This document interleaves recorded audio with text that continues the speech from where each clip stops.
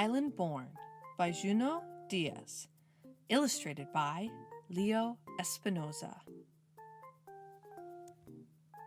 Every kid in Lola's school was from somewhere else. Hers was the school of far away places. My was from a city so big it was like its own country. India and Camilla were from a stony village at the tippy top of the world.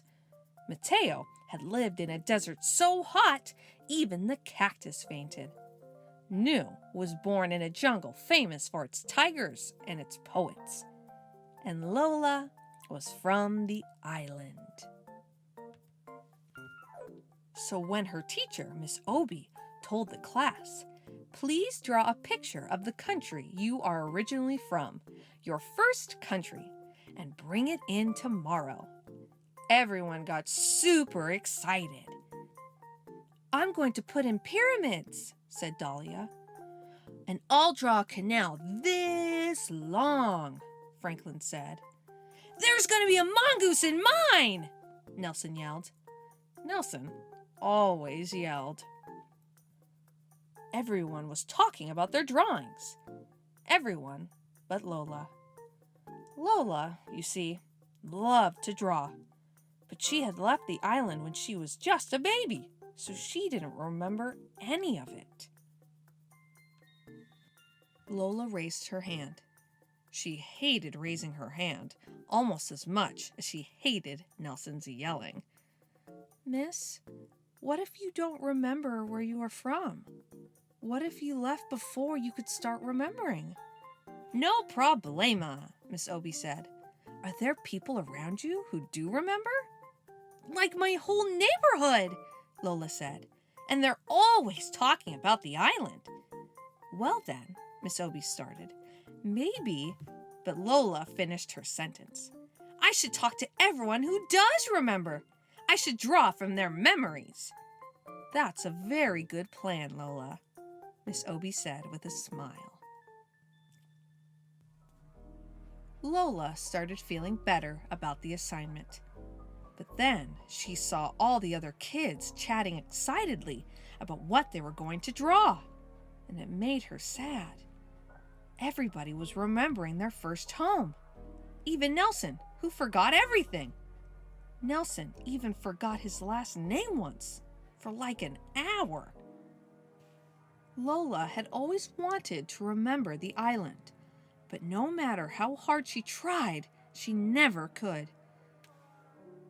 It was like a familiar word just at the tip of your tongue, but instead of a word, this was an entire world. Lola closed her eyes and tried to recall anything about the island, but nothing came up. She kept trying all through the school day. To help her focus, she put her fingers on the sides of her head, like her abuela psychic sometimes did.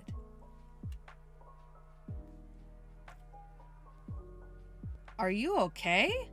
her cousin Letitia asked as they walked home from school together. "I have to draw a picture of the island," Lola explained. "But I was just a baby when we left. Prima, you have to help me." "I don't remember a lot either, except for the bats. They were as big as blankets, and they used to chase after me at night." "Blanket bats!" Lola pulled out her notebook and began to sketch. Letitia stopped Mrs. Bernard, who always sold them crispy empanadas after school. "Mrs. Bernard, what do you remember most about the island?" "Why, the music, of course.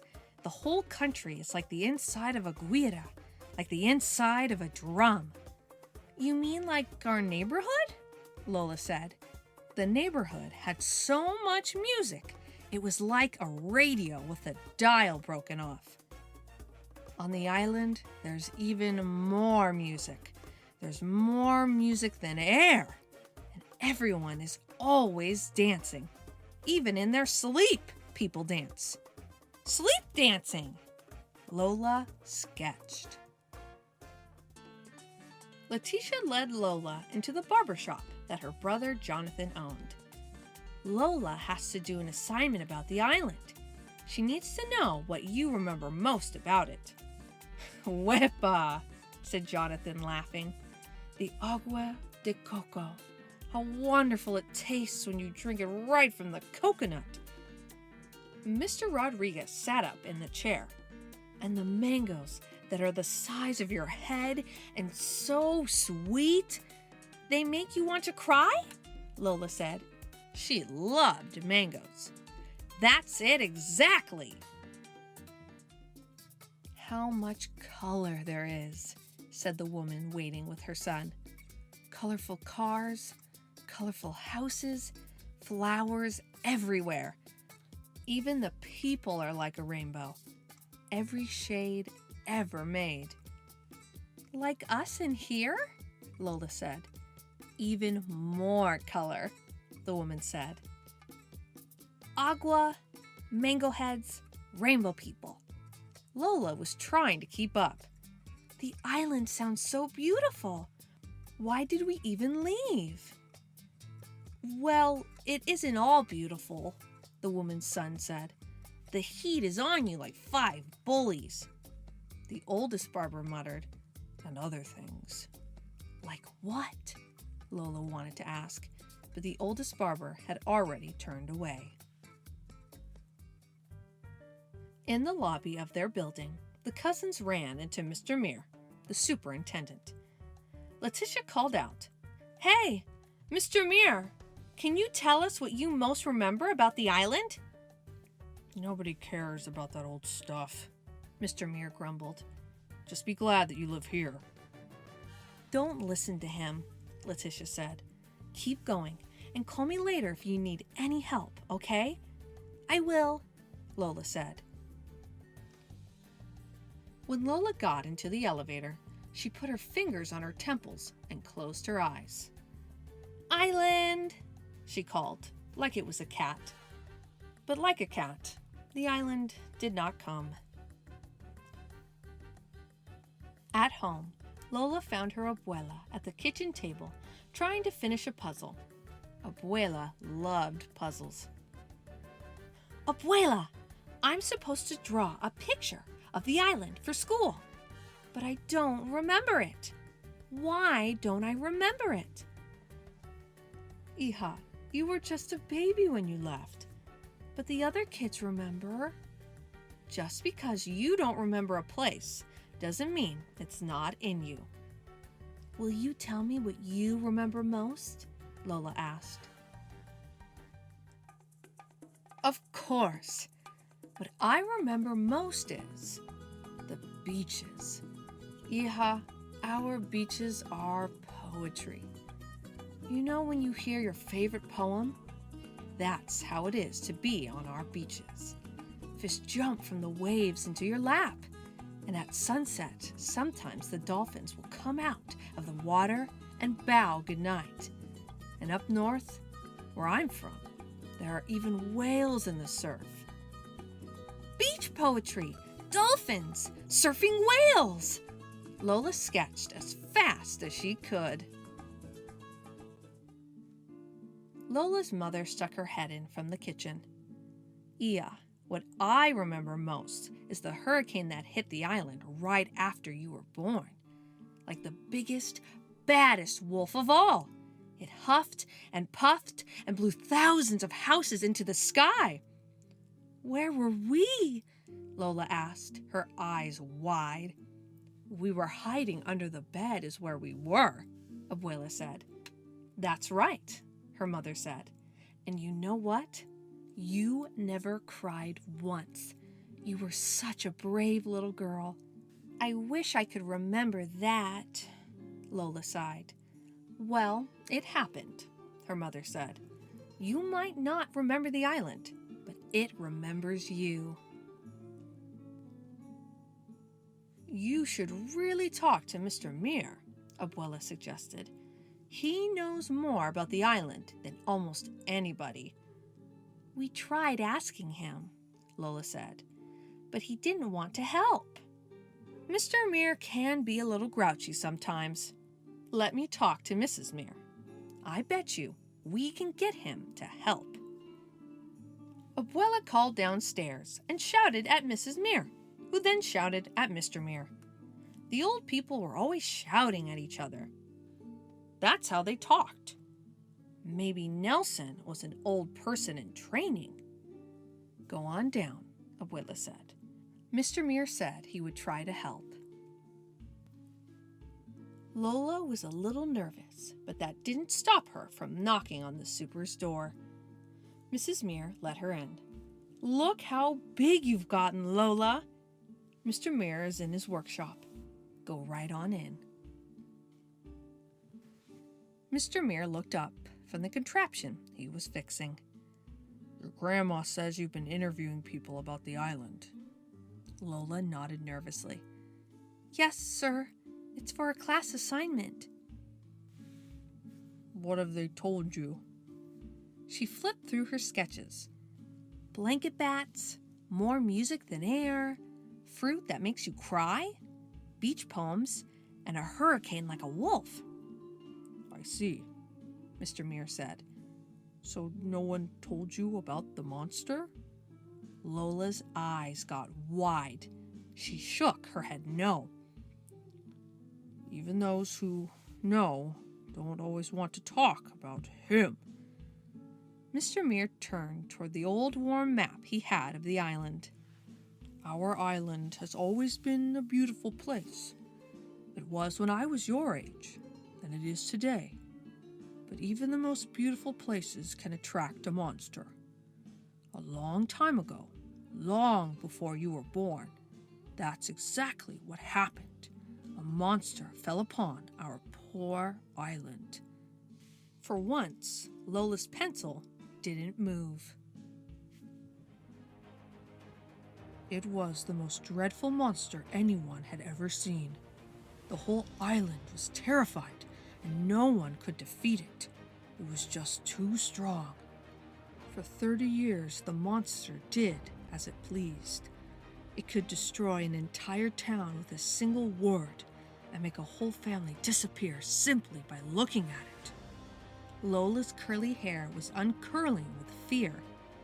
Did you see the monster, Mr. Mear? Yes, all the time. Were you scared? We were all very scared. Lola's heart was pounding. So what happened next, Mr. Mear? What should always happen to monsters. Heroes rose up. Strong, smart young women just like you, Lola. And a few strong, smart young men too.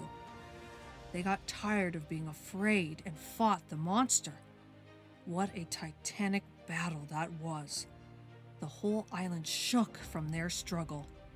The monster tried all of its evil tricks, but in the end, the heroes found the monster's weakness and banished it forever. Wow, Lola whispered. What happened to the heroes? No one knows, really. It was so long ago. Mr. Mear took off his glasses and sighed. Anyway, you should get back upstairs. It's getting close to dinner time. Thank you, Mr. Mear, Lola said. Thank you for all your help. How did it go? Lola's mother asked. It was really good. Lola looked at the blank page in her hands. Lola spent the rest of the night drawing the island. She started out with one page, but she needed more room. So she added another page, and then another, and soon she had a book. She worked through dinner, and she worked in bed, and was just finishing the last touches on the cover when her abuela came in to check on her. Abuela picked up a drawing of the final battle, and she got really still. Abuela, did you know about the monster? Of course, hija. Why do you think so many of us are here in the north? Lola put her arms around her abuela. You must have been so scared. Sometimes we were, her abuela whispered, but we were also brave. The next day it snowed. Lola put on her scarf and boots and stuffed her assignment under her coat. Bendición, Mommy! Bendición, Abuela! Bendición, hija! They both called. Good luck! Mr. Muir was pushing garbage cans against the curb. Thank you, Mr. Muir! Slayer of monsters! He laughed. Good luck, Lola, daughter of heroes. In class, all the students were buzzing about their pictures. Nelson's mother had baked cupcakes for everyone, so it was like a little party. Miss Obie hung the drawings on the wall. Now our classroom has windows, she said. Anytime you want to look at one another's first homes, all you have to do is look out the windows. Then Miss Obie reached Lola's desk. So how did it go, Lola? Were you able to remember anything? I tried really hard, but nothing came, and that made me feel bad. But then I realized that I don't have to feel bad, because even if I'd never set foot on the island, it doesn't matter. The island is me. Nelson snorted. That is so corny. It is not. Nelson, be nice, Miss Obie said. She and the other students gathered around Lola's desk. Nelson made sure he got real close so he could see everything. Lola suddenly got nervous. Go ahead, Lola. Show us. Okay, Lola said. Taking a deep breath, she opened her book. And out burst the island. I really hope you enjoyed today's book. If you want to hear more, check out my past videos. Until next time, have a fantastic day. Bye-bye.